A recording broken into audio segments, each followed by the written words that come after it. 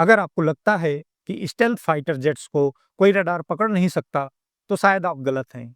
चीन ने ऐसा रडार बना लिया है जो अमेरिका के F-22 रैप्टर और F-35 जैसे दुनिया के सबसे एडवांस फाइटर जेट्स को भी ट्रैक करने का दावा कर रहा है। और अगर ये तकनीक पाकिस्तान को भी मिल जाए, तो भारत के लिए कितना बड़ा खतरा होगा। क्या इस रडार की वजह से भारत के राफेल और सुखोई जैसे लड़ाकू विमान भी अब रडार की पकड़ में आ जाएंगे? आज के इस वीडियो में हम विस्तार से बात करेंगे चीन के नए JY-27B रडार सिस्टम के बारे में। इसकी असली ताकत क्या है, यह स्टेल्थ फाइटर्स को कितना खतरनाक साबित हो सकता है, और सबसे बड़ा सवाल, भारत पर इसका क्या असर होगा। ये रडार भारतीय वायुसेना के फाइटर जेट्स को किस हद तक प्रभावित कर सकता है। 20 मई को चीन ने पहली बार अपने नए advance military radar system JY-27V को अनवील किया। यह एक ट्रक माउंटेड रडार सिस्टम है जिसे आसानी से कहीं भी ले जाया जा सकता है। यह चाइनीज रडार JY-27 अल्फा का अपग्रेडेड वर्जन है, जिसे चीन ने 2016 में लॉन्च किया था। इस रडार को चीन की सरकारी कंपनी CETC यानी China electronics technology group corporation ने बनाया है। चीन का दावा है कि ये रडार अमेरिका के F-35 और F-22 जैसे स्टेल्थ फाइटर जेट्स को भी ट्रैक कर सकता है, जिन्हें अभी दुनिया के कई आधुनिक रडार सिस्टम भी नहीं ट्रैक कर पाते। ये रडार ऐसा यानी active electronically scanned array technology पर आधारित है। इसका एंटीना कुछ ही मिनटों में एक्टिवेट हो जाता है, यानी तेजी से किसी भी मिशन या वॉर जोन में तैनात किया जा सकता है। इसे हाई फ्रिक्वेंसी रेडियो वेव्स का इस्तेमाल होता है, जो स्टेल्थ फाइटर्स के लो सिग्नेचर को काफी हद तक डिटेक्ट करने में सक्षम होते हैं। मतलब ये कि अगर किसी दुश्मन का फाइटर रडार से छुपने की कोशिश कर रहा है, तो JY-27 भी उसकी हिडन आइडेंटिटी को पकड़ने की कोशिश करेगा। अब बात करते हैं दावों और हकीकत की।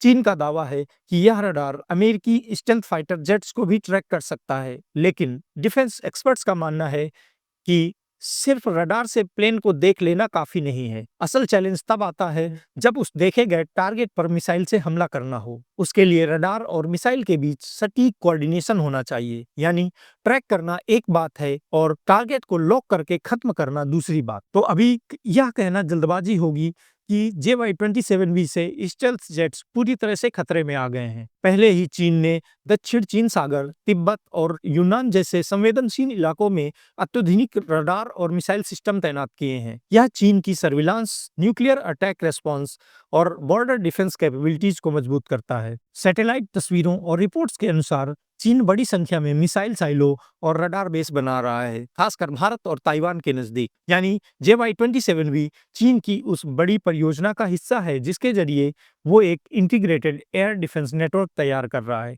अब बात करते हैं एक बेहद अहम सवाल की। चीन अगर पाकिस्तान को भी यह रडार दे दे। दरअसल चीन पाकिस्तान को एक रणनीतिक साझेदार नहीं, बल्कि एक फॉरवर्ड ऑपरेटिंग बेस की तरह इस्तेमाल करता है। चाहे वो JF-17 लड़ाकू विमान हो, HQ-9 एयर डिफेंस सिस्टम हो या FT-2000 जैसी मिसाइलें, चीन ने अक्सर अपनी तकनीक सबसे पहले पाकिस्तान में तैनात की है, ताकि उसे रियल वॉर जोन में टेस्ट किया जा सके। पाकिस्तान चीन के लिए एक तरह से हथियार परीक्षण प्रयोगशाला बन चुका है।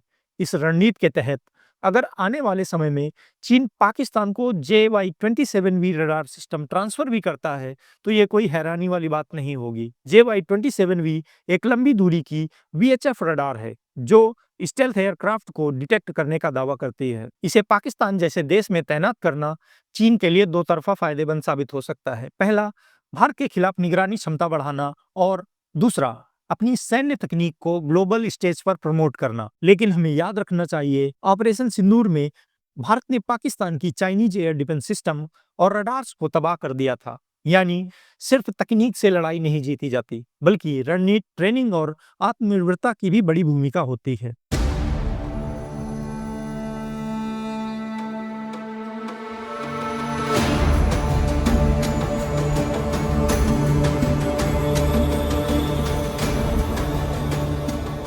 अब बात करते हैं भारत के नजरिए से। राफेल और सुखोई जैसे फाइटर जेट्स पूरी तरह से स्टेल्थ नहीं है, लेकिन इनमें लो ऑब्जर्वेबल टेक्नोलॉजी का इस्तेमाल किया गया है, जो इन्हें दुश्मन के पारंपरिक रडार से बचने में मदद करता है। लेकिन अगर पाकिस्तान को भी JY-27V जैसे एडवांस VHF रडार मिलते हैं, तो ये भारत के मिशन प्लानिंग के लिए एक बड़ी चुनौती बन सकते हैं, क्योंकि खतरा भारत को दो तरफ़ा है, पाकिस्तान और चीन से भी। इस स्थिति में भारत को चाहिए कि वह अपनी इलेक्ट्रॉनिक वारफेयर क्षमताओं को और सटीक बनाए, जिसमें शामिल हों जैमिंग, डिकॉय सिस्टम और स्पेक्ट्रम डोमिनेंस टैक्टिक्स। सिर्फ इतना ही नहीं, हमें अपने एसा रडार, डीआरडीओ के लॉन्ग रेंज सर्विलांस प्लेटफॉर्म्स और अवैक्स नेटवर्क्स को भी अपग्रेड करना होगा, ताकि चीन और पाकिस्तान के इस स्ट्रेटजिक कॉपरेशन का जवाब दिया जा सके।